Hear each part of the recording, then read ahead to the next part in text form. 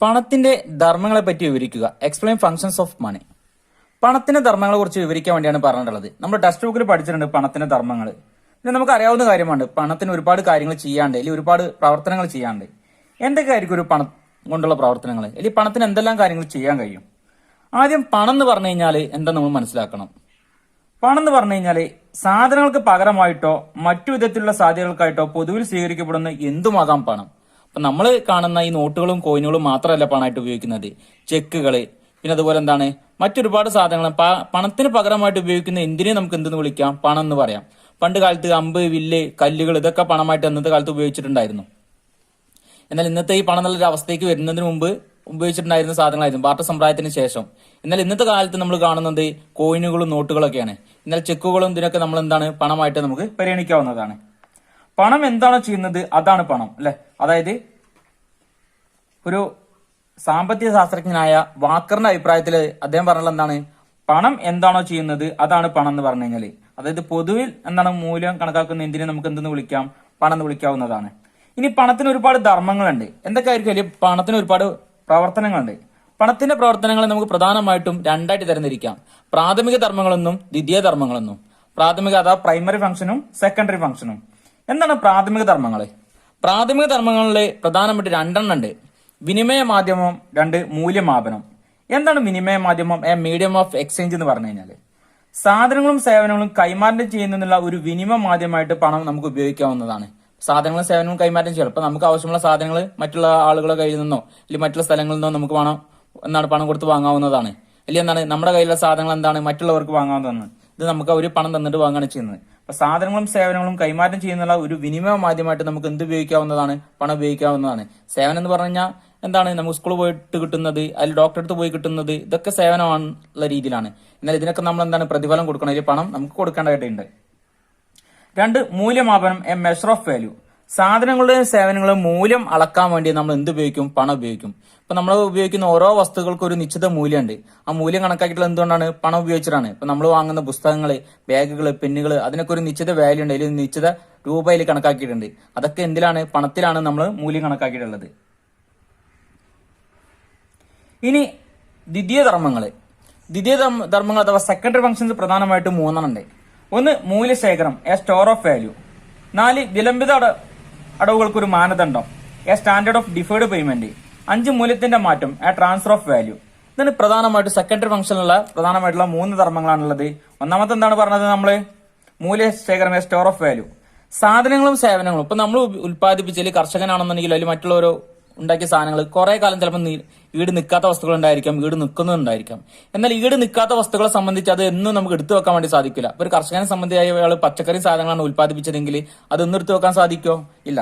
അങ്ങനെയാണെങ്കിൽ എന്ത് ചെയ്യും? അത് വിറ്റ് പണമാക്കിയിട്ട് എന്താണ്? ആ പണമാണെങ്കിൽ നമുക്ക് എടുത്തു വെക്കാവുന്നതാണ്. ഇനിയിപ്പോ എന്താണ്? കൂടുതൽ സ്ഥലങ്ങളുണ്ട്, ഇതിൽ സ്വത്തുള്ള ആളെ സംബന്ധിച്ച് ഇത് നോക്കി നടത്താൻ കഴിയണില്ല. അപ്പൊ അയാൾക്ക് എന്ത് ചെയ്യാം? അത് വിറ്റിട്ട് എന്താണ് അതിന്റെ പൈസ അയാൾക്ക് എടുത്തു വെക്കുകയും ഇനി ഭാവിയിൽ ഇനി ഇത് വേണമെന്നെങ്കിൽ എന്താണ് വാങ്ങാവുന്നതാണ്. അപ്പം അതുകൊണ്ടാണ് പറഞ്ഞത് ഒരു മൂല്യശേഖരം എന്ന് പറഞ്ഞ സ്റ്റോർ ഓഫ് വാല്യൂ എന്ന് പറഞ്ഞു കഴിഞ്ഞാൽ സാധന സേവനങ്ങളെന്നും ആണ് പണത്തിന്റെ രൂപത്തിൽ മാറ്റുകയും അത് നമുക്ക് എന്താണ് സ്വരൂപിച്ചു വെക്കുകയും സാധിക്കും.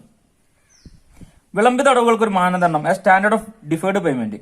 നമ്മൾ ഒരു വ്യക്തിയിൽ നിന്ന് കടം വാങ്ങുകയോ അതിൽ എന്താണ് നമ്മൾ കടം കൊടുക്കുകയോ ചെയ്തു കഴിഞ്ഞാൽ അതിന് മൂല്യം കുറയാതെ അതിനൊരു തിരിച്ചടവ് സാധ്യമാകും. അത് നമുക്ക് എന്താണ്? പണത്തിലാണ് നമ്മൾ കണക്കാക്കുന്നത്. പണത്തിന്റെ രൂപത്തിൽ കടം കൊടുക്കുന്നതിനും വാങ്ങുന്നതിനും കഴിയുന്നു. കടം വാങ്ങിയ പണം തിരിച്ചു കൊടുക്കുമ്പോൾ മൂല്യം കുറയാതെ തിരിച്ചടവ് സാധ്യമാകുന്നു. ഇപ്പൊ ബാങ്കിൽ നിന്നൊക്കെ നമ്മൾ വായ്പയും കാര്യങ്ങൾ എടുത്തു കഴിഞ്ഞാൽ അത് നിശ്ചിത പലിശ ഉണ്ടായിരിക്കും. അപ്പൊ അതിന് മൂല്യം കുറയാതെ കണക്കാക്കാൻ വേണ്ടി സാധിക്കും. ഇനിയിപ്പോ നമ്മൾ ബാങ്കിൽ കൊണ്ടുപോയി പണം നിക്ഷേപിച്ചെന്ന് വിചാരിക്കാം, അപ്പോൾ നമ്മൾ പണത്തിന് മൂല്യം കണക്കാക്കാതെ അതിനൊരു നിശ്ചിത പലിശ നമുക്ക് കിട്ടും. ഇനി മൂല്യത്തിന്റെ മാറ്റം, എ ട്രാൻസ്ഫർ ഓഫ് വാല്യൂ. മൂല്യത്തിന്റെ മാറ്റം എന്ന് പറഞ്ഞു കഴിഞ്ഞാൽ നമുക്ക് ഒരു സാധനത്തിന്റെ മൂല്യം എന്താണ്? നമുക്ക് മറ്റൊരിതിലേക്ക് മാറ്റാൻ സാധിക്കും. മൂല്യത്തിന്റെ മാറ്റം എന്നത് പണത്തിന്റെ മറ്റൊരു ധർമ്മമാണ്. ഒരു വ്യക്തിയുടെ പേരുള്ള സാധനമോ സ്വത്തോ മറ്റൊരു വ്യക്തിയിലേക്ക് പണത്തിന്റെ രൂപത്തിൽ മാറ്റാൻ സാധിക്കും. ഇപ്പം നമ്മുടെ നാട്ടിലൊക്കെ ഉള്ള പ്രായമുള്ള ആൾക്കാർ മരണപ്പെടുകയോ എന്ത് സംഭവിച്ചു കഴിഞ്ഞാൽ അയാളുടെ പേരിൽ സ്വത്തും സമ്പത്തൊക്കെ എന്താണ് അയാളുടെ മക്കളൊക്കെ ചിലപ്പോൾ പഠിച്ച് വിദേശങ്ങളിലൊക്കെ ആയിരിക്കും ഉണ്ടാവുക. അപ്പം അവർക്ക് എന്താണ് അതിന് മൂല്യം വലിയ എന്താണ് അതിന് പണമായിട്ട് കിട്ടണമെന്നുണ്ടെങ്കിൽ എന്ത് ചെയ്യും? ഇവിടെ വിറ്റിട്ട് എന്താണ് ആ പണം അവർക്ക് അവരുടെ അക്കൗണ്ടിലേക്ക് മാറ്റാവുന്നതാണ്. അപ്പം എന്താണ് ഇനിയിപ്പോൾ ഇവിടെ സ്വത്തും സമ്പത്തും എന്താണ് അവർക്ക് കൊണ്ടുപോകാന്ന് പറഞ്ഞു കഴിഞ്ഞാൽ ഈ രൂപത്തിൽ നമുക്ക് ചെയ്യാൻ പറ്റുള്ളൂ. അത് പണമാക്കി മാറ്റുകയും അത് എന്നിട്ട് എന്താണ് അവർക്ക് കൊണ്ടുപോകാൻ വേണ്ടി സാധിക്കും. ഇതാണ് മൂല്യത്തിന് മാറ്റം, ആ ട്രാൻസ്ഫർ ഓഫ് വാല്യൂ എന്ന് പറഞ്ഞു കഴിഞ്ഞാൽ. ഇന്ത്യയിലെ പണപ്രദാനത്തിന് 4 അളവുകൾ വ്യക്തമാക്കുക. ഇതിൽ പ്രധാനമായിട്ടും 4 അളവുകളുണ്ട്: M1, M2, M3 and M4. എക്സാമിന് 4 മാർക്കിന് ചോദിക്കുന്ന ഒരു പ്രധാനമായിട്ടുള്ള ചോദ്യമാണ്. ഇപ്പൊ ഇവിടെ M1, M2, M3, M4 മാത്രം തരും, ബാക്കി അതിന് സൈഡുകൾ അവിടെ ഡാഷ് ഒന്നിലായിരിക്കും തരാം. അപ്പൊ M1 എന്ന് പറഞ്ഞു കഴിഞ്ഞാൽ CU പ്ലസ് DD, അതായത് കറൻസിയും ഡിമാൻഡ് ഡെപ്പോസിറ്റും. സി എന്ന് പറഞ്ഞു കഴിഞ്ഞാൽ ജനങ്ങളുടെ കയ്യിലുള്ള പൈസക്കാണ് നമ്മൾ CU എന്ന് പറയുന്നത്. എന്നാൽ DD എന്ന് പറഞ്ഞു കഴിഞ്ഞാലോ ജനങ്ങൾ കിട്ടാൻ ആഗ്രഹിക്കുന്ന അല്ലെങ്കിൽ വാണിജ്യ ബാങ്കുകളുടെ കൈവശമുള്ള പണത്തെയാണ് നമ്മൾ ഡിമാൻഡ് ഡെപ്പോസിറ്റ് അഥവാ DD എന്ന് പറയുന്നത്. അപ്പം CU എന്ന് പറഞ്ഞു കഴിഞ്ഞാൽ നമ്മുടെ കയ്യിലുള്ള പണവും, DD എന്ന് പറഞ്ഞു കഴിഞ്ഞാൽ നമ്മുടെ കിട്ടാൻ ആഗ്രഹിക്കുന്ന പൈസ അല്ലെങ്കിൽ ബാങ്കുകളും മറ്റുള്ള പൈസക്കാണ് നമ്മൾ എന്ത് പറയാ DD എന്ന് പറയുന്നത്. അപ്പൊ M1 എന്ന് പറഞ്ഞു കഴിഞ്ഞാൽ CU പ്ലസ് DD. ഇനി M2 എന്ന് പറഞ്ഞു കഴിഞ്ഞാലോ M1 പ്ലസ്, M1 CUവും DD ഉണ്ട്. M1 plus post office savings ബാങ്കുകളിലെ സേവിംഗ് ഡെപ്പോസിറ്റുകൾ. അപ്പൊ പോസ്റ്റ് ഓഫീസിലും സേവിങ്സ് ബാങ്കുകളിലൊക്കെ സേവിംഗ് ഡെപ്പോസിറ്റുകൾ കൂടി ചേർന്നതാണെന്ന് പറഞ്ഞാൽ M2 എന്ന് പറഞ്ഞാൽ, അതായത് M1ഉം പോസ്റ്റ് ഓഫീസ് സേവിങ്സ് ബാങ്കുകളിലെ സേവിംഗ് ഡെപ്പോസിറ്റുകൾ കൂടി ചേർന്നിട്ടാണ്. ഇനി M3, M1 പ്ലസ് വാണിജ്യ ബാങ്കുകളിലെ അറ്റ് ടൈം ഡെപ്പോസിറ്റുകൾ. M3 എന്ന് പറഞ്ഞു കഴിഞ്ഞാൽ M1 ഇല്ല, നേരത്തെ നമ്മൾ പറഞ്ഞ M1 ഉണ്ട്, പിന്നെ വാണിജ്യ ബാങ്കുകളിലെ അറ്റ് ടൈം ഡെപ്പോസിറ്റുകൾ, വാണിജ്യ ബാങ്കുകളിലുള്ള അറ്റ് ടൈം ഡെപ്പോസിറ്റുകൾ കൂടി ചേർന്നിട്ടുള്ളതാണ് എന്തെന്ന് പറഞ്ഞു കഴിഞ്ഞാൽ M3 എന്ന് പറഞ്ഞാൽ. ഇനി M4 എന്ന് പറഞ്ഞാൽ M3 plus post office savings ഓർഗനൈസേഷനിലെ ആകെ ഡെപ്പോസിറ്റുകൾ. അതിൽ നമ്മൾ എന്തുണ്ടായിരിക്കും, ദേശീയ സമ്പാദ്യ പദ്ധതി സർട്ടിഫിക്കറ്റുകളൊക്കെ ഉള്ളൂ. അതിലെന്തുണ്ടായിരിക്കും, ദേശീയ സമ്പാദ്യ സർട്ടിഫിക്കറ്റുകൾ അതിലുണ്ടാവില്ല. M4 എന്ന് പറഞ്ഞു കഴിഞ്ഞാൽ M3 plus post office savings ഓർഗനൈസേഷനിലെ ആകെ ഡെപ്പോസിറ്റുകൾ. അപ്പം M1, M2, M3, M4 എന്താണ് നമ്മൾ പഠിച്ചു കഴിഞ്ഞു. ഇതിൽ കൂടുതലായിട്ടും ചോദിക്കുന്നത് ഇത് വിട്ട ഭാഗം പൂരിപ്പിക്കാനോ അല്ലെങ്കിൽ M1, M2, M3, M4 എന്താണെന്ന് ചോദിക്കാറുള്ളൂ. അപ്പം എക്സാമിന് ഇത് എന്തെങ്കിലും ആവർത്തിച്ച് വരും. നല്ല രീതിയിൽ പഠിച്ച് മനസ്സിലാക്കി പോയി എഴുതാൻ വേണ്ടി ശ്രമിക്കണം. ഉദാഹരണ സഹിതം താഴെ പറയുന്നവയുടെ വ്യത്യാസങ്ങൾ എഴുതുക.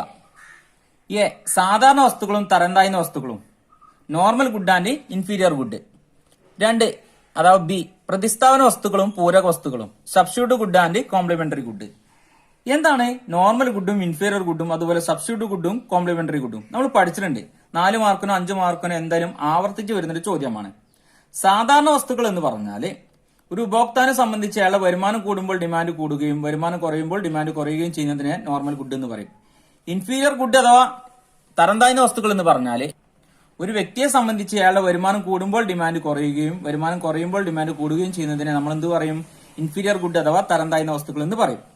ഇനി പ്രതിസ്ഥാന വസ്തുക്കൾ എന്ന് പറഞ്ഞു കഴിഞ്ഞാൽ ഒരു വസ്തുവിന് പകരമായിട്ട് ഉപയോഗിക്കുന്ന വസ്തുക്കളെ നമ്മൾ പ്രതിസ്ഥാന വസ്തുക്കൾ എന്ന് പറയാം. അടുത്തതോ പൂരക വസ്തുക്കൾ അഥവാ കോംപ്ലിമെന്ററി ഗുഡ് എന്ന് പറഞ്ഞു കഴിഞ്ഞാലോ ഒരു വസ്തു ഉപയോഗിക്കണം എന്നുണ്ടെങ്കിൽ മറ്റൊന്നിന്റെ സഹായം കൂടിയേ തീരൂ. അതിനെ നമ്മൾ എന്തെന്ന് പറയും, പൂരക വസ്തുക്കൾ എന്ന് പറയും. അപ്പം ഇത് 4 ഏതാണെന്ന് നമ്മൾ പഠിച്ചു കഴിഞ്ഞു. ഒന്നാമത്തെ ഇതായിരുന്നു സാധാരണ വസ്തുക്കൾ. ഉപഭോക്താവിന്റെ വരുമാനം വർദ്ധിക്കുമ്പോൾ സാധനത്തിന്റെ ചോദനം വർദ്ധിക്കുകയും വരുമാനം കുറയുമ്പോൾ ചോദനം കുറയുകയും ചെയ്യുന്ന വസ്തുക്കളെയാണ് നമ്മൾ എന്തെന്ന് പറയാ, സാധാരണ വസ്തുക്കൾ അഥവാ നോർമൽ ഗുഡ് എന്ന് പറയുന്നത്. അപ്പം അതിന് എക്സാമ്പിളാണ് വസ്ത്രങ്ങൾ. നമ്മളെ വരുമാനം കൂടിക്കഴിഞ്ഞാൽ നമ്മൾ എന്താണ് നല്ല നല്ല വസ്ത്രങ്ങളൊക്കെ വാങ്ങും, TV വാങ്ങും, വീട്ടിൽ ആവശ്യമുള്ള ലക്ഷറി ഐറ്റംസ് ഒക്കെ വാങ്ങും. ഇതൊക്കെ നമ്മൾ സാധാരണ വസ്തുക്കളാണ് ഉൾക്കൊള്ളിക്കുന്നത്.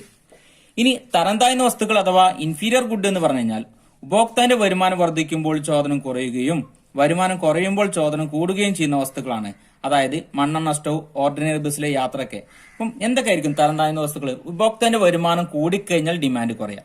അപ്പൊ ഉപഭോക്താവിനെ സംബന്ധിച്ച് ഒരാളെ സംബന്ധിച്ച് അയാളെ വരുമാനം കൂടിക്കഴിഞ്ഞാൽ അയാൾ വീട്ടിൽ മണ്ണെണ്ണ സ്റ്റൗ ഉപയോഗിക്കുന്നതിന് പകരം അയാൾ ഗ്യാസ് സ്റ്റൗ ഉപയോഗിക്കാൻ വേണ്ടി ശ്രമിക്കും. അപ്പൊ എന്താണ്, മണ്ണെണ്ണ സ്റ്റൗവിന്റെ ഡിമാൻഡ് കുറയാണ് ചെയ്യുക.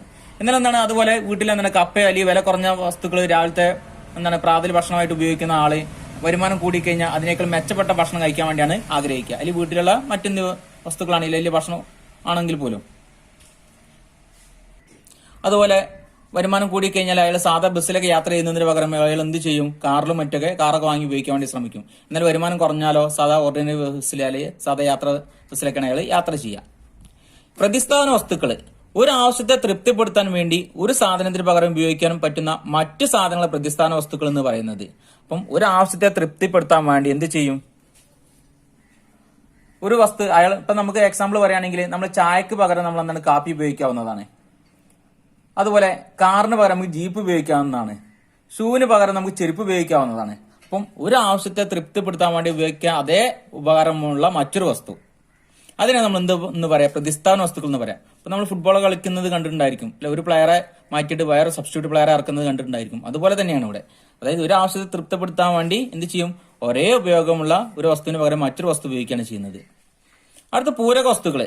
ഒരാവശ്യത്തെ തൃപ്തിപ്പെടുത്താൻ ഒന്നിലധികം സാധനങ്ങൾ ആവശ്യമെങ്കിൽ അത്തരം സാധനങ്ങളെ നമ്മൾ പൂരക വസ്തുക്കൾ എന്ന് പറയും. അതായത് ഒരു വസ്തുവിന്റെ അതിന് ഉപയോഗം നടക്കണമെന്നുണ്ടെങ്കിൽ മറ്റൊരു വസ്തുവിന്റെ സഹായം കൂടിയേ തീരുള്ളൂ. ഇപ്പൊ കാർ ഉപയോഗിക്കണമെങ്കിൽ പെട്രോൾ വേണം, പെണ്ണ് ഉപയോഗിക്കണമെങ്കിൽ മഷി വേണം, പിന്നെന്താണ്, അതുപോലെ ഒരുപാട് വസ്തുക്കളുണ്ട്. നമുക്ക് അറിയാവുന്ന കാര്യമാണ്, നമ്മൾ ആലോചിച്ച് കഴിഞ്ഞാൽ തന്നെ നിങ്ങൾക്ക് കിട്ടുന്നതാണ്. അപ്പം ഇതിനാണ് നമ്മൾ എന്തെന്ന് പറയാ, പൂരക വസ്തുക്കൾ അഥവാ കോംപ്ലിമെന്ററി ഗുഡ് എന്ന് പറഞ്ഞാൽ 4 മാർക്കിന് 5 മാർക്കിന് ഈ ചോദ്യം നിങ്ങൾക്ക് പ്രതീക്ഷിക്കാം.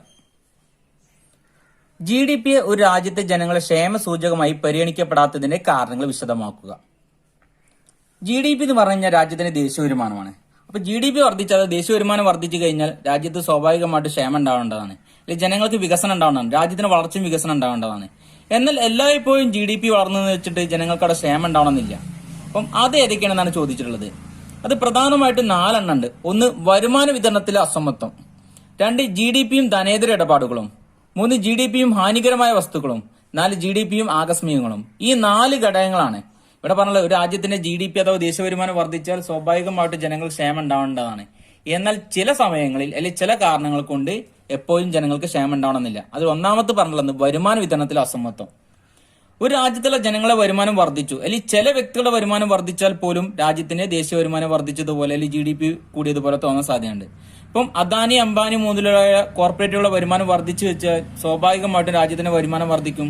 എന്നാൽ എന്താണ്, ഇവിടെ തൊഴിലില്ലാത്തവരോ വലിയ വരുമാനം ഇല്ലാത്ത ഒരുപാട് ആൾക്കാരും അപ്പോഴും ഇവിടെ ഉണ്ടായിരിക്കും. അതുകൊണ്ട് GDP കൂടിയെന്ന് വെച്ചാണ് ക്ഷേമം ഉണ്ടാവണം നമുക്ക് ഒരിക്കലും പറയാൻ സാധിക്കില്ല. GDP-യും ധനേതര ഇടപാടുകളും. എന്തായിരിക്കും GDP-യും ധനേതര ഇടപാടുകളും എന്ന് പറഞ്ഞാല്, ഇപ്പൊ നമ്മുടെ രാജ്യത്തുള്ള എല്ലാ ജനങ്ങൾക്കും തൊഴിലുണ്ടായി കഴിഞ്ഞാൽ സ്വാഭാവികമായിട്ടും വരുമാനം ഉണ്ടാവും, രാജ്യത്തിന് GDP വളരും. അല്ലെങ്കിൽ രാജ്യത്തിലെ എല്ലാ ജനങ്ങൾക്കും തൊഴിലുണ്ടായി എന്ന് പറഞ്ഞു കഴിഞ്ഞാൽ അത് ആ രാജ്യത്തിന് വികസനത്തിന് അല്ലെങ്കിൽ വളർച്ചന്റെ ഒരു ലക്ഷണമാണ്. എന്നാൽ രാജ്യത്തുള്ള എല്ലാവർക്കും തൊഴിലുണ്ടായി എന്ന് വെച്ചിട്ട് അവിടെ GDP ഉണ്ടാവണമെന്നില്ല, അല്ലെങ്കിൽ എന്താണ് ജനങ്ങൾ ക്ഷേമം ഉണ്ടാവണമെന്നില്ല. കാരണം എന്ന് വെച്ച് കഴിഞ്ഞാൽ വീട്ടമ്മമാര് അവർക്ക് സ്ഥിരം ജോലിയുണ്ട്. കാരണം രാവിലെ മുതൽ വൈകുന്നേരം വരെ വീട്ടിൽ ഒരുപാട് ജോലികൾ അവർ ചെയ്യുന്നുണ്ട്. എന്നാൽ അവർക്ക് അതിനനുസരിച്ച് വരുമാനമില്ല. പക്ഷെ തൊഴിലുണ്ടോന്ന് ചോദിച്ചു കഴിഞ്ഞാൽ തൊഴിലുണ്ട്. എന്നാൽ എന്താണ് അവിടെ ജനങ്ങൾക്ക് അവർക്ക് എന്താണ് അതിനനുസരിച്ച് വരുമാനം ഉണ്ടാവില്ല, വിചാരിച്ചവിടെ ക്ഷേമം ഉണ്ടാവണമെന്നില്ല. രാജ്യത്തുള്ള എല്ലാ ജനങ്ങൾക്കും തൊഴിലുണ്ടായി കഴിഞ്ഞാൽ അത് രാജ്യത്തിന്റെ ക്ഷേമം ഉണ്ട്, അല്ലെങ്കിൽ വളർച്ചന്റെ വികസനം ഉണ്ടെന്ന് പറയാൻ സാധിക്കും. പക്ഷെ എന്താണ് ഈ ഒരു കാര്യങ്ങൾ നമുക്ക് ഒരിക്കലും രാജ്യത്തിന്റെ വളർച്ചയും വികസനവും വലിയ അവിടെ ക്ഷേമം ഉണ്ടെന്ന് നമുക്ക് പറയാൻ സാധിക്കില്ല. GDP-യും ഹാനികരമായ വസ്തുക്കളും. ഇപ്പൊ നമ്മുടെ രാജ്യത്ത് എന്താണ് ഒരുപാട് ഹാനികരമായ വസ്തുക്കൾ ഉത്പാദിപ്പിക്കുന്നത്, മദ്യം, പുകയില പോലുള്ളത്. അതിൽ നിന്നൊക്കെ ഗവൺമെന്റിനെ സംബന്ധിച്ച് നല്ല ടാക്സ് ഇട്ടുണ്ട്. അപ്പൊ ഇവിടെ ഉത്പാദനം വർദ്ധിച്ചു കഴിഞ്ഞാൽ സ്വാഭാവികമായിട്ടും ജനങ്ങൾക്ക് കൂടുതൽ ടാക്സ് കിട്ടുകയും അത് രാജ്യത്തിന്റെ GDP വളരുന്നത് പോലെ തോന്നാൻ സാധ്യതയുണ്ട്. എന്നാൽ എന്താണ് അതങ്ങനെ ഉണ്ടാവണമെന്നില്ല. കാരണം ജനങ്ങൾ മദ്യം, പുകയില പോലുള്ള സാധനങ്ങൾക്ക് ഉപയോഗിക്കുമ്പോൾ അവിടെ ജനങ്ങൾക്ക് എന്താണ് നശിക്കുകയാണ്, അല്ലെങ്കിൽ വല്ല വരുമാനം നല്ലൊരു ശതമാനം ഈ ആവശ്യങ്ങൾക്ക് വേണ്ടി പോവുകയും അത് സ്വാഭാവികമായിട്ടും ജനങ്ങളെ ക്ഷേമം ഇല്ലാതാവുകയാണ് ചെയ്യുന്നത്. അപ്പം GDP ഈ ഹാനികരമായ വസ്തുക്കളുടെ ഉത്പാദനം വർദ്ധിച്ചു കഴിഞ്ഞാൽ സ്വാഭാവികമായിട്ട് രാജ്യത്തെ സംബന്ധിച്ച് നല്ല വരുമാനം കിട്ടും. എന്നാൽ ജനങ്ങൾക്ക് അവിടെ ഒരിക്കലും ക്ഷേമം ഉണ്ടാവണില്ല, ജനങ്ങൾക്ക് അത് വളരെ ദോഷകരമായിട്ട് ബാധിക്കുകയാണ് ചെയ്യുന്നത്. GDP-യും ആകസ്മികങ്ങളും. അപ്പം ആകസ്മികങ്ങൾ എന്ന് പറഞ്ഞു കഴിഞ്ഞാൽ നമ്മൾ പ്രതീക്ഷിക്കാതെ സംഭവിക്കുന്ന കാര്യങ്ങളാണ്. ഒരു ഗ്രാമങ്ങളിലേക്ക് ഒരു പുതിയ റോഡ് വന്നു കഴിഞ്ഞാൽ സ്വാഭാവികമായിട്ടും ആ റോഡിന്റെ സൈഡിലുള്ള സ്ഥലങ്ങളുടെ വില വർദ്ധിക്കാൻ കാരണമാകും. അതുപോലെ തന്നെ അവിടെ ഒരുപാട് ഉത്പാദന സ്ഥാപനങ്ങൾ വരും, ജനങ്ങൾക്ക് എല്ലാവർക്കും തൊഴിൽ കിട്ടും. എന്നാൽ എന്താണ് അവിടെ ഒക്കെ അനുകൂലമായി മാറി. എന്നാൽ അത് സ്വാഭാവികമായിട്ടും രാജ്യത്തിന് GDP വളരുന്നത് പോലെയും അല്ലെങ്കിൽ എന്താണ് ആ രാജ്യം വികസിക്കുന്നത് പോലെയൊക്കെ തോന്നാൻ സാധ്യതയുണ്ട്.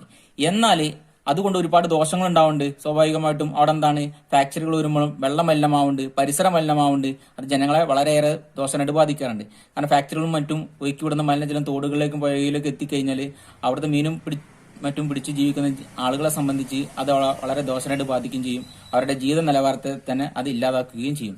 ഇതാണ് നമ്മൾ ഒരു രാജ്യത്തിന് GDP വളർന്നു വെച്ചാണ്ട് അവിടെ ക്ഷേമം ഉണ്ടാവണമെന്നില്ല എന്ന് പറഞ്ഞിട്ടുള്ളത്. 5 മാർക്കിന് എക്സാമിന് ചോദിക്കുന്ന ഒരു പ്രധാനമായിട്ടുള്ള ചോദ്യമാണ്. ഒരു സമ്പദ് വ്യവസ്ഥയിലെ അടിസ്ഥാന സാമ്പത്തിക പ്രശ്നങ്ങളെ വിവരിക്കുക. എക്സാമിന് ആവർത്തിച്ച് ചോദിക്കുന്ന ഒരു ചോദ്യമാണ്. ഒരു സമ്പദ് വ്യവസ്ഥയിലെ അടിസ്ഥാന സാമ്പത്തിക പ്രശ്നങ്ങൾ നമ്മൾ പഠിച്ചിട്ടുണ്ട്. നമ്മളെ ഇന്ത്യൻ മൈക്രോ എക്കണോമിക്സിന്റെ 1ാമത്തെ ചാപ്റ്ററിൽ നമ്മൾ പഠിച്ചിട്ടുണ്ട്. ഒരു സമ്പദ് വ്യവസ്ഥയിലെ പ്രധാനമായിട്ടുള്ള അല്ലെങ്കിൽ കാതലായിട്ടുള്ള പ്രശ്നങ്ങൾ അല്ലെങ്കിൽ central problems of an economy. എന്ത് ഉൽപ്പാദിപ്പിക്കണം, ഏതളവിൽ, what to produce, what quantities, എങ്ങനെ ഉൽപ്പാദിപ്പിക്കണം, ഹൗ ടു പ്രൊഡ്യൂസ്, ആർക്ക് വേണ്ടി ഉൽപ്പാദിപ്പിക്കണം, ഫോർ whom ടു പ്രൊഡ്യൂസ്. ഈ 3 പ്രശ്നങ്ങളാണ് സമ്പദ്വ്യവസ്ഥയെ സംബന്ധിച്ച് പ്രധാനമായിട്ടുള്ള പ്രശ്നങ്ങൾ. എന്നാൽ ഈ പ്രശ്നങ്ങൾക്കെല്ലാം കാരണം എന്ന് പറഞ്ഞു കഴിഞ്ഞാൽ ഒരു സമ്പദ്വ്യവസ്ഥയിലെ ജനങ്ങളുടെ അമിതമായിട്ടുള്ള ആവശ്യങ്ങളാണ്. ഒരു സമ്പദ്വ്യവസ്ഥയിൽ ഉൽപ്പാദിപ്പിക്കാൻ കഴിയുന്ന സാധനങ്ങൾക്ക് ഒരു നിശ്ചിത പരിധിയുണ്ട്. എന്നാൽ അതിനേക്കാൾ കൂടുതൽ ജനങ്ങളുടെ ആവശ്യങ്ങൾ വരുമ്പോഴാണ് ഈ എല്ലാ പ്രശ്നങ്ങളും, അല്ലെങ്കിൽ ജനങ്ങൾക്ക് എല്ലാവർക്കും ആവശ്യമുള്ള സാധനങ്ങൾ കിട്ടാതിരിക്കുക. അപ്പൊ നമ്മുടെ രാജ്യത്ത് ഒരുപാട് തൊഴിലുള്ളവരും നല്ല വരുമാനമുള്ള ജനങ്ങളൊക്കെ ഉണ്ട്, എന്നാൽ ഇത് ഇല്ലാത്തവരുണ്ട്. എന്നാൽ നല്ല വരുമാനമുള്ള ആളുകളെ സംബന്ധിച്ച് അവരെന്താണ് കൂടുതൽ സാധനങ്ങൾ വാങ്ങിക്കൂട്ടുകയും എന്നാൽ വരുമാനം ഇല്ലാത്ത ആളുകളെ സംബന്ധിച്ച് ഒന്നും കിട്ടാതിരിക്കുകയും ചെയ്യും. അപ്പം ഇതൊക്കെ പ്രധാനമായിട്ടും നമ്മുടെ രാജ്യത്ത് ഒരുപാട് പ്രശ്നങ്ങൾ ഉണ്ടാക്കിയെടുക്കുന്നുണ്ട്. അപ്പം അതിന്റെ ഭാഗമായിട്ടുണ്ടായിട്ടുള്ള 3 പ്രശ്നങ്ങളാണ് ഇവിടെ തന്നുള്ളത്. എന്ത് ഉൽപ്പാദിപ്പിക്കണം, എങ്ങനെ ഉൽപ്പാദിപ്പിക്കണം, ആർക്ക് വേണ്ടി ഉൽപ്പാദിപ്പിക്കണം. എന്ത് ഉൽപ്പാദിപ്പിക്കണം എന്ന് പറഞ്ഞാൽ, അല്ലെങ്കിൽ ഏതളവിൽ, ഓരോ സമൂഹത്തിനും അല്ലെങ്കിൽ ഓരോ രാജ്യത്തെ സംബന്ധിച്ച് ആയിരക്കണക്കിന് സാധനങ്ങളും സേവനങ്ങളും നമുക്ക് ആവശ്യമാണ്. എന്നാൽ ഉള്ള വിഭവങ്ങൾ ദുർലഭമായതുകൊണ്ട്, അല്ലെങ്കിൽ ഉള്ള ടെക്നോളജി, ഉള്ള പണം, അല്ലെ ആ വിഭവങ്ങൾ ദുർലഭമായി കുറച്ചായതുകൊണ്ട് ആ ഉള്ള വിഭവങ്ങൾ ഉപയോഗിച്ചിട്ടായിരിക്കണം നമുക്ക് ആവശ്യമുള്ള സാധനങ്ങൾ നമ്മൾ ഉൽപ്പാദിപ്പിക്കേണ്ടത്. അങ്ങനെയാണെങ്കിൽ നമുക്ക് അത്യാവശ്യമുള്ള സാധനങ്ങൾ ഏതാണെന്ന് നമ്മൾ കണ്ടെത്തണം. അതിൽ ഈ പ്രധാനമായിട്ട് 2 സാധനങ്ങൾ തെരഞ്ഞെടുത്തിട്ട് അതിലേതാണോ നമുക്ക് ആവശ്യമുള്ളതെന്നാണ് ഉൽപ്പാദിപ്പിക്കണം നമ്മൾ തീരുമാനിക്കണം, അല്ലെ. അങ്ങനെയാണെങ്കിൽ എന്ത് ഉൽപ്പാദിപ്പിക്കണം എന്നതിന്റെ നമ്മളൊരു പ്രശ്നം അവിടെ തീർന്നു കിട്ടും. അല്ലെങ്കിൽ എന്താണ് എന്ത് ഉൽപ്പാദിപ്പിക്കണം, അല്ലെങ്കിൽ ഏതളവിൽ എന്ന് പറഞ്ഞു കഴിഞ്ഞാൽ ഒരു രാജ്യത്തെ സംബന്ധിച്ച് അടിസ്ഥാനപരമായിട്ട് എന്താണോ വേണ്ടത് ആ ഒരു സാധനം നമ്മൾ ഉൽപ്പാദിപ്പിക്കേണ്ടതായിട്ടുണ്ട്. അത് തീരുമാനിച്ചാൽ മാത്രം പോരാ, അതിന്റെ ഒരു അളവ് തീരുമാനിക്കണം. നമ്മുടെ ആ രാജ്യത്തിന് ആവശ്യമുള്ള സാധനങ്ങൾ നമ്മൾ ഉൽപ്പാദിപ്പിക്കാൻ പാടുള്ളൂ. ഉള്ള വിഭവങ്ങൾ ഉപയോഗിച്ചിട്ട് കണ്ടമാനം ഉൽപ്പാദിപ്പിച്ചു കഴിഞ്ഞാൽ എന്താണ് അത് കണ്ടമാന സാധനങ്ങൾ വേസ്റ്റ് ആവുകയും അതെന്താണ് ആ ഒരു ബാക്കി വരുന്ന പണം ഉപയോഗിച്ച് നമുക്ക് മറ്റെന്തെങ്കിലും ആവശ്യങ്ങൾ ചെയ്യാൻ വരുന്ന പണം കൂടി നമുക്ക് നഷ്ടപ്പെടുകയാണ് ചെയ്യുന്നത്. അപ്പം അങ്ങനെയാണെങ്കിൽ നമ്മൾ പ്രധാനമായിട്ടും നമ്മുടെ രാജ്യത്തെ സംബന്ധിച്ച് വേണ്ട പ്രധാനമായിട്ടുള്ള 2 സാധനങ്ങൾ ഏതാണെന്ന് തീരുമാനിക്കണം. ഭക്ഷ്യോൽപാദനം, ദേശരക്ഷ. ഇപ്പൊ നമ്മുടെ രാജ്യത്തെ സംബന്ധിച്ച് പ്രധാനമായിട്ട് 2 ഘടകങ്ങളാണ് ഭക്ഷ്യോൽപാദനം, ജനങ്ങൾക്ക് ആവശ്യമുള്ള ഭക്ഷണം ഉൽപ്പാദിപ്പിക്കുക, അല്ലെങ്കിൽ രാജ്യത്തിന്റെ സുരക്ഷ. അങ്ങനെയാണെങ്കിൽ ഈ സമയത്ത് നമ്മുടെ രാജ്യത്ത് എന്താണ് ആവശ്യമുള്ളതെന്ന് വരും. ഇപ്പൊ ജനങ്ങൾക്ക് എല്ലാവർക്കും തൊഴിലില്ല, പട്ടിണി ദാരിദ്ര്യമാണെങ്കിൽ നമ്മുടെ ഭക്ഷ്യോൽപാദനത്തിനായിരിക്കും പ്രാധാന്യം കൊടുക്കേണ്ടത്. നേരെ മറിച്ച് വിദേശ രാജ്യങ്ങൾ ഏതെങ്കിലും നമ്മൾ യുദ്ധത്തിനായിട്ട് വരികയാണെങ്കിൽ എന്താണ് അവിടെ നമ്മൾ ദേശരക്ഷക്കായിരിക്കണം പ്രാധാന്യം കൊടുക്കേണ്ടത്. അങ്ങനെയാണെങ്കിൽ ഇതിൽ ഏതാണ് ആവശ്യമുള്ള ആ സമയത്ത് ആവശ്യമുള്ളത് നമ്മൾ തെരഞ്ഞെടുക്കണം. അതുപോലെ തന്നെ എഡ്യൂക്കേഷൻ ഓർ എന്റർടൈൻമെന്റ്, ജനങ്ങൾക്ക് വിദ്യാഭ്യാസമാണ് ആവശ്യമെങ്കിൽ വിദ്യാഭ്യാസമാണ് കൊടുക്കേണ്ടത്. എന്നാൽ ജനങ്ങൾക്ക് എന്താണ് വിനോദമാണ് ആവശ്യമെങ്കിൽ അവിടെ എന്റർടൈൻമെന്റ് അല്ലെങ്കിൽ വിനോദത്തിനായിരിക്കണം പ്രാധാന്യം കൊടുക്കേണ്ടത്. സമൂഹത്തിന് ഏറ്റവും പ്രധാനപ്പെട്ട സാധനങ്ങൾക്കും സേവനങ്ങൾക്കും ആയിരിക്കണം നമ്മൾ പ്രാധാന്യം കൊടുക്കേണ്ടത്. നമ്മുടെ രാജ്യത്തെ സംബന്ധിച്ച് അല്ലെങ്കിൽ നമ്മുടെ സമൂഹത്തെ സംബന്ധിച്ച് അവിടെയുള്ള ജനങ്ങൾക്ക് ഏതാണ് കൂടുതലായിട്ട് ആവശ്യമുള്ളത് ആ ഒരു സാധനങ്ങളായിരിക്കണം നമ്മൾ കൂടുതൽ പ്രാധാന്യം കൊടുക്കേണ്ടത്. രണ്ടാമത്തത് എങ്ങനെ ഉൽപ്പാദിപ്പിക്കണം, ഹൗ ടു പ്രൊഡ്യൂസ്. എന്ത് ഉൽപ്പാദിപ്പിക്കണം അല്ലെങ്കിൽ എത്രമാത്രം ഉൽപ്പാദിപ്പിക്കണം എന്ന് തീരുമാനിച്ചതിന് ശേഷം ഉൽപ്പാദിപ്പിക്കാൻ തീരുമാനിച്ച സാധനം എങ്ങനെ ഉൽപ്പാദിപ്പിക്കണം എന്നാണ് നമ്മൾ അടുത്ത് നിശ്ചയിക്കേണ്ടത്. എങ്ങനെ ഉൽപ്പാദിപ്പിക്കണം എന്നത് പറഞ്ഞത് ഇവിടെ ഉൽപ്പാദിപ്പിക്കുന്ന രീതിയാണ്. ഇപ്പൊ നമ്മുടെ രാജ്യത്ത് പ്രധാനമായിട്ട് 2 രീതിയിലുള്ള ഉൽപ്പാദനമാണ് നമ്മൾ പ്രാധാന്യം കൊടുക്കേണ്ടത്. ഒന്നാമത് അധ്വാന തീവ്ര സാങ്കേതിക വിദ്യ, ലേബർ ഇന്റൻസീവ് ടെക്നിക്ക്. രണ്ടാമത് മൂലധന തീവ്ര സാങ്കേതിക വിദ്യ, ക്യാപിറ്റൽ ഇന്റൻസീവ് ടെക്നിക്ക്. ഇതിലേതിനായിരിക്കണം നമ്മൾ കൂടുതൽ പ്രാധാന്യം കൊടുക്കേണ്ടത്? അധ്വാന തീവ്ര സാങ്കേതിക വിദ്യ ആണെങ്കിൽ നമ്മുടെ രാജ്യത്തെ സംബന്ധിച്ച് ജനങ്ങൾക്ക് എല്ലാവർക്കും തൊഴിൽ വേണം. അവിടെ എന്താണ് ഭക്ഷണമെല്ലാം ആവശ്യമില്ല എന്നാണ്, അവിടെ ബാക്കിയുള്ള സാധനങ്ങളെല്ലാം ആവശ്യം. അവിടെ ജനങ്ങൾക്ക് എല്ലാവർക്കും തൊഴിലും വേണം, വരുമാനം വേണം. അങ്ങനെയാണെങ്കിൽ നമ്മൾ എന്ത് ചെയ്യണം? രാജ്യത്തെ സംബന്ധിച്ച് അവിടെ ഉള്ള ജനങ്ങൾക്ക് എല്ലാവർക്കും തൊഴിൽ കൊടുക്കാൻ വേണ്ടി അധ്വാന തീവ്ര സാങ്കേതിക വിദ്യക്കായിരിക്കണം നമ്മൾ കൂടുതൽ പ്രാധാന്യം കൊടുക്കേണ്ടത്. ഇനി രണ്ടാമത് മൂലധന തീവ്ര സാങ്കേതിക വിദ്യ എന്ന് പറഞ്ഞു കഴിഞ്ഞാല് അവിടെ രാജ്യത്തെ സംബന്ധിച്ച് അവിടെ പെട്ടെന്ന് ഭക്ഷണം വേണം, അല്ലെങ്കിൽ അടിസ്ഥാന സൗകര്യങ്ങൾക്കാണ് ആവശ്യമെങ്കിൽ, അല്ലെങ്കിൽ എന്താണ് നമുക്ക് പെട്ടെന്ന് തന്നെ നമുക്ക് സാധനങ്ങൾ കിട്ടണം.